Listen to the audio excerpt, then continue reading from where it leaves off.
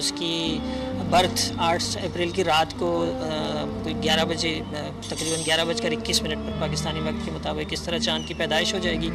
بسم اللہ الرحمن الرحیم۔ ویڈیو کے شروع میں میں نے آپ لوگوں کو سما نیوز کی ایک ویڈیو دکھائی ہے جس میں محکمہ موسمیات کے ایکسپرٹ اپنی کیلکولیشن کے مطابق یہ بتا رہے ہیں کہ 8 اکتوبر کو پاکستان کے اندر چاند کی پیدائش ہو جائے گی اور 8 اکتوبر کو پاکستان کے اندر صرف 28 روزے ہوئے ہوں گے۔ اس حوالے سے مزید سما نیوز کے اوپر جو انٹرویو محکمہ موسمیات کے ایکسپرٹس نے دیا ہے وہ کیا کہتے ہیں، میں آپ لوگوں کو سما نیوز کی پوری ویڈیو دکھاتا ہوں، لیکن ویڈیو دکھانے سے پہلے آپ لوگوں سے یہی گزارش ہے کہ ویڈیو کو یہیں پر لائک کر دیں، چینل کو سبسکرائب کر لیں تاکہ ہماری ہر نئی آنے والی ویڈیو آپ لوگوں تک بر وقت پہنچتی رہے۔ یہ $1 ملین کوسچن بن چکا ہے کہ آیا پاکستان کے اندر روزے 29 ہوں گے یا 30 ہوں گے،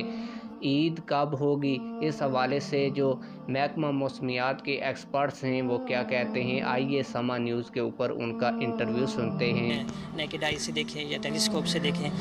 تو ہم تو سائنسی بنیادوں پہ اس کی کیلکولیشن کے حساب سے کچھ امکان بتا سکتے ہیں۔ تو امکان تو یہ ہے کہ نظر آ سکتا ہے چاند اس دفعہ، اس لیے کہ اس کی برتھ 8 اپریل کی رات کو کوئی 11 بجے تقریباً 11:21 پر پاکستانی وقت کے مطابق اس طرح چاند کی پیدائش ہو جائے گی۔ تو اگلے دن تک ظاہر ہے کہ اس کی 19 سے 20 گھنٹے اس کی ایج ہوگی اور افق پر اس کا زاویہ بھی اچھا ہوگا، 8 ڈگری یا 8.5 ڈگری سے اوپر اس کا زاویہ ہوگا، افق پر دیکھتے ہیں جو چاند کو۔ تو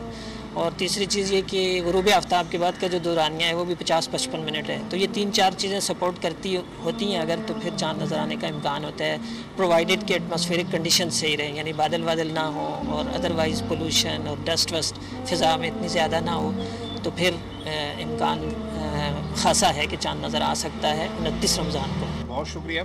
دیکھیے رویت ہلال کمیٹی کے چیئرمین بھی یہ امکان ظاہر کر چکے ہیں اور اب میٹ ڈپارٹمنٹ کی جانب سے یہ بھی کہا جا رہا ہے کہ امکانات موجود ہیں واضح، اور 9 اپریل کو چاند نظر آنے کے، اسی لیے بروز بدھ 10 اپریل کو عید الفطر ہونے